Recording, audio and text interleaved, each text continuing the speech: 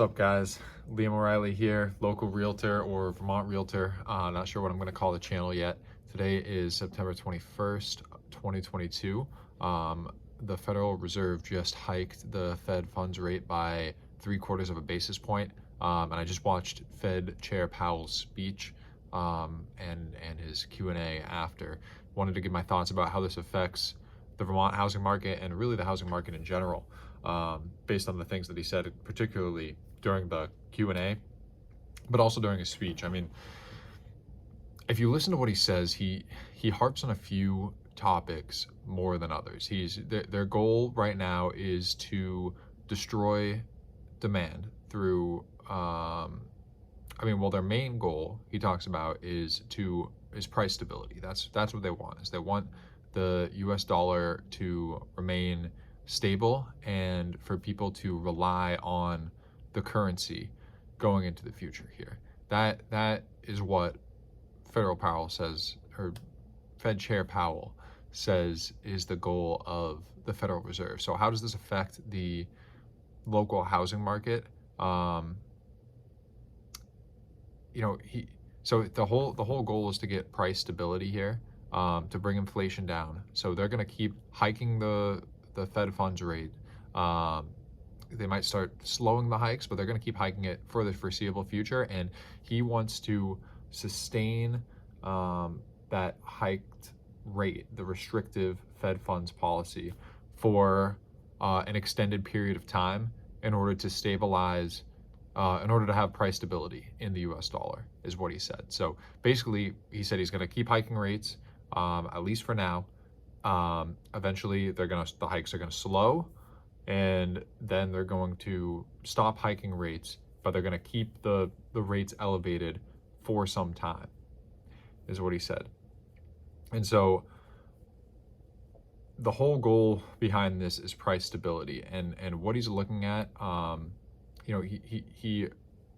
Federal Reserve wants to hike rates and restrict the economy, but they don't want people to lose their jobs. That's something that he said and he mentioned that it's possible to hike rates significantly without causing a major increase in unemployment, because what they're looking at is, they're looking at unemployment as a measurement, but right now there's so many jobs available that the better indication of the labor market is how many jobs are available, how many companies are hiring.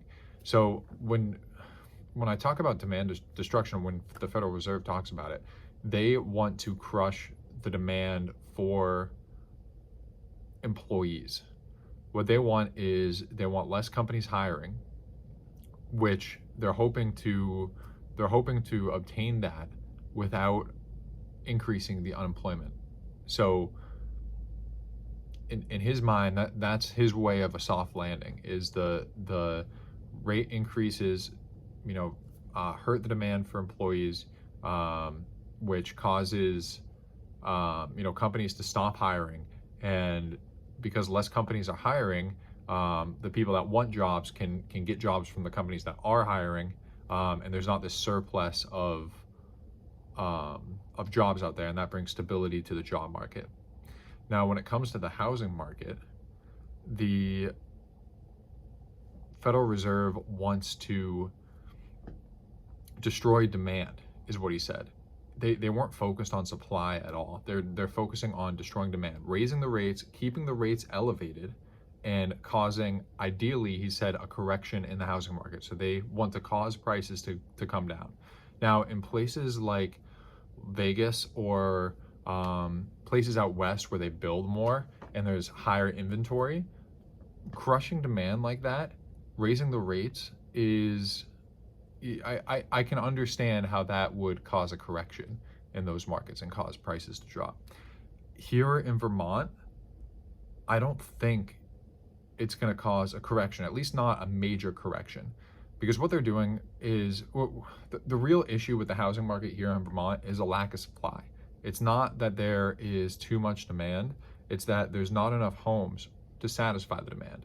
So when you crush the supply or the demand in the housing market here in Vermont, it's going to cause an increase in rent, which, by the way, the Federal Reserve uses in their CPI numbers to determine if they're getting inflation under control. So even though they're raising rates to try to bring inflation down, that's making mortgage rates higher, which is hurting, above all else, it's hurting the first-time home buyer. The people that have equity in property are not affected nearly as much as the first-time home buyer who doesn't have a lot saved up. I mean, maybe they have even if you have 20%, you don't have nearly as much as somebody who has equity in their home for the most part. Even if that person bought in 2020, if you bought in 2020, it's gone up 20%, you have 20% equity in your home, you can roll that into your next property. So raising rates is hurting the first-time home buyer, which are the people that are on the lower end of the income distribution for the most part, because you're either starting off in your job and you're trying to build, or you just aren't as financially fortunate as some of these other people. So basically, what the Federal Reserve is saying, the fact that they are looking for price stability, they're trying to cause demand destruction in the housing market and the job market, and they're going to keep this elevated rate, the rate elevated for the foreseeable future. It sounded like at least through 2023. I mean, maybe not. It's going to depend on the data, but the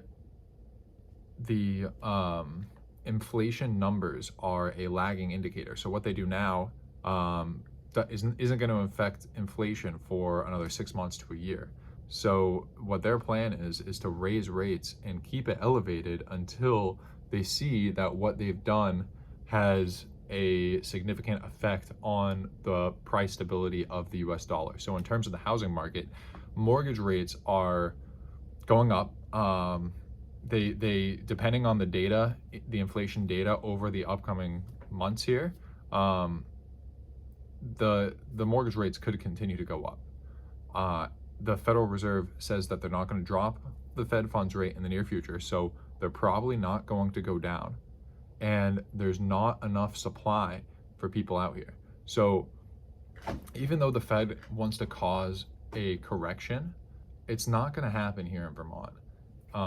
If you look at 2008, that recession, the median home price in Vermont only dropped by 5%. And what the Fed is trying to do, they're not trying to cause a collapse like there was in 2008. They're trying to cause a correction, a slight decrease in housing.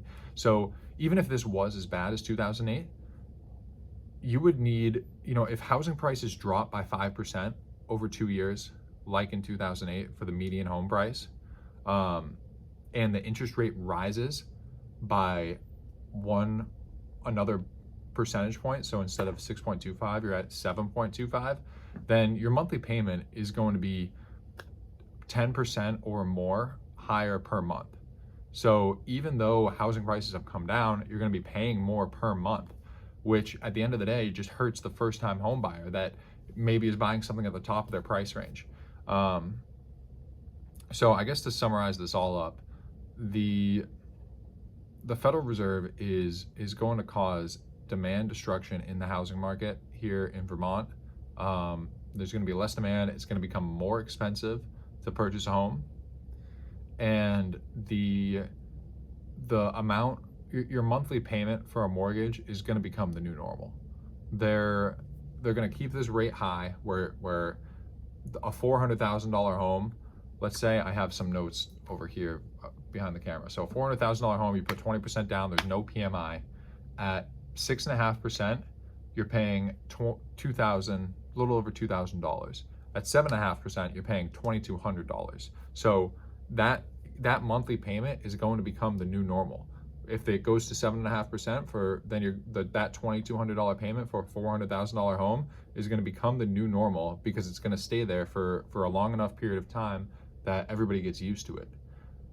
As time goes on, when the Federal Reserve decides to cut their rate and things become more stabilized and a rate decrease becomes a possibility, then that $2,200 monthly payment, if it goes down to, if if it drops to 6.5%, then it's only a $2,000 monthly payment. The people that are purchasing are going to think, great, that's not so bad. I can afford a $450,000 home, or whatever that monthly payment equates to. And so that's going to cause home prices to go up again. So in my opinion, we're in a rebalancing period. There's not enough there's not enough supply to satisfy demand. The Federal Reserve can't hike interest rates high enough to destroy all the demand that at least is here in Vermont, in my opinion, which is going to cause the rental market to get tighter, which is already extremely tight. It's not going to cause prices to drop because there's enough demand. And then in the future, when they drop the rates, it's going to cause the inventory to go up and housing prices to rise further. So I know it's competitive out there, but it's my firm belief, especially around the median household, around that $450,000 mark, 500,000. I mean, even in the 600,000s, that now is a great time to buy and refinance out in a few years. I don't see how your monthly payment gets any cheaper from here on out. So, all right, Liam Reilly, local realtor, Vermont realtor, working on getting my thoughts more cemented and more organized. But I feel like this is a good way to explain things. Helps me think. I hope it helped some of you folks.